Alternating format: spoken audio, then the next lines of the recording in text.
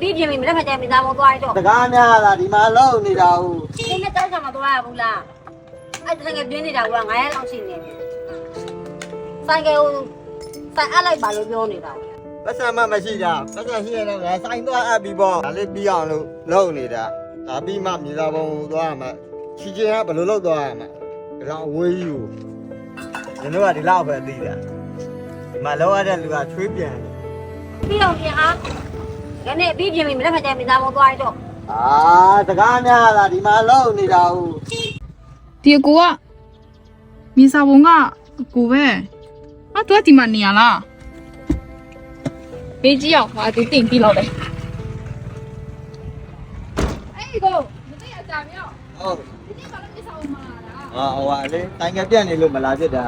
ဟုတ်လား ဟုတ် အကြောင်းမဒီနေ့မြေစာပုံမတက်လေ ဟောဒီတိုင်ကလေးပြင်ပြီးမှမြေသားပုံသွားမလို့ ဩဒါကိုရလား ဟုတ်ကဲ့တော့ပန်းကျွန်တော်ဒီမှာကြောင်တစ်လုံးရှိတယ်အဲ့ဒါလေးအားပေးပေးပေါ့တိုင်ကပြင်ဖို့ပတ်စံတိုးနေလို့ အဲ့ပါကြည့်ကြည့်အောင်လေဘယ်နှမလဲတော့ ဒါကအိမ်ထဲမှာလေဒီကြောင်လေးကဆိုင်ကမပြတ်ခင်ကရထားတာဆိုင်ကပြက်လို့သွားလို့ဘဲမှလည်းသွားမပြရသေးဘူးတော့ပဲ ဩ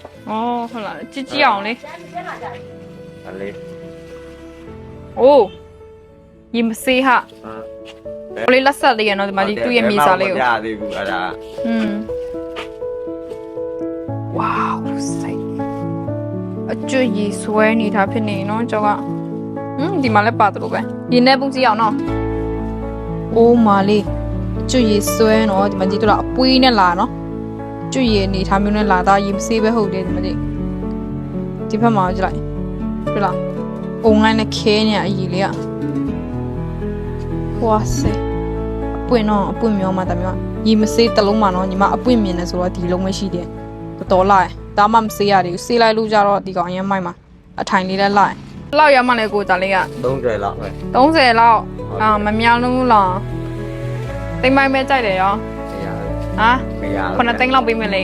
ရောက်မလား တယ်ပါတော့ရမှာလို့ပဲပြမှာ ဟုတ်လားကြောက်ကလာတော့လာနော် तू ကကျွတ်ရည်အနေထားဖြစ်နေတော့လေနော်ဒါတော့လုံးဝခေါင်းချင်စရာလေးတုံးလုံးကျိုးပတ်မလားအထဲမှာဥတော်မလားဆိုညီမတို့ကြည့်ရမှာ10သိန်းပေးလိုက်မယ်နော်အများကြီးပြောတော့10သိန်း ရောင်းပါလေ ဒီမှာရောင်းနေပါအဲ့ဒါလည်းလူဦးတွေပေါ့